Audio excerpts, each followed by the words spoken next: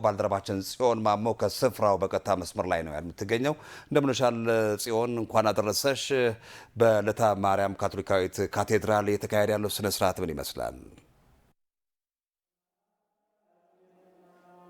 አመሰግናለሁ ሰለሞን። እንደምን ዋላችሁ ውድ ተመልካቾቻችን። እንግዲህ ከየካቲት 17 ዓመተ ምህረት ጀምሮ የተጀመረው የታላቁ ዐቢይ ጾም ዛሬ የመጨረሻ ሳምንቱ ላይ ጸሎተ ሐሙስ ላይ ደርሷል ማለት ነው። ጸሎተ ሐሙስ እንግዲህ በእምነቱ ተከታዮች ዘንድ የተለያዩ ሃይማኖታዊ ስነ ስርዓቶች ይከወናሉ። ይህ ዕለት የሚከበርበት ዋናው ምክንያት ጌታ የሐዋርያቱን እግር ዝቅ ብሎ ያጠበበት ትልቅ የትህትና ቀን እንደሆነ ይነገራል ማለት ነው። እኛም ዛሬ የልደታ ማርያም ካቶሊካዊት ቤተክርስቲያን ውስጥ እንገኛለን። እዚች ቤተክርስቲያን ውስጥ እንግዲህ በተለያዩ ሃይማኖታዊ ስነ ስርዓቶች እየተከወነ ይገኛል ዕለቱ ማለት ነው። ይህ ጸሎተ ሐሙስ እንግዲህ በዚች ቤተክርስቲያን ውስጥ በጸሎት በምስጋና በተለያዩ ሃይማኖታዊ ስነ ስርዓቶች እየተከወነ ይገኛል ማለት ነው።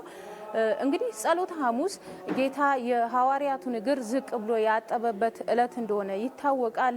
እኛም እንግዲህ ከዚህ በዓል ትህትናን ዝቅ ማለትን መማር እንዳለብን የተለያዩ የሃይማኖት አባቶችም ይናገራሉ ማለት ነው። የሃይማኖትም አስተምሮ ይህንኑ ነው የሚናገረው።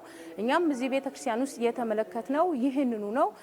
ዛሬ እዚህ ቤተክርስቲያን ውስጥ የእግር ማጠብ መርሃ ግብር ይከወናል። ካህናቱ የምእመኑን እግር ያጥባሉ።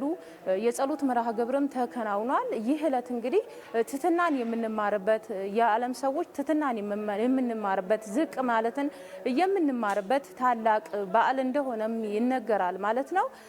እንግዲህ በዓሉ በሚያከብሩት ዘንድ በተለያዩ ሃይማኖታዊ ስነ ስርዓቶች የሚከበር በዓል ነው ማለት ነው። ተመልካቾች ለዛሬው ያለን መረጃ ይህን ይመስላል። በምሽት የዜና ወጃችን ሌሎች መረጃዎችን የምናደርሳችሁ ይሆናል። አመሰግናለሁ ጽዮን፣ መልካም ጊዜ።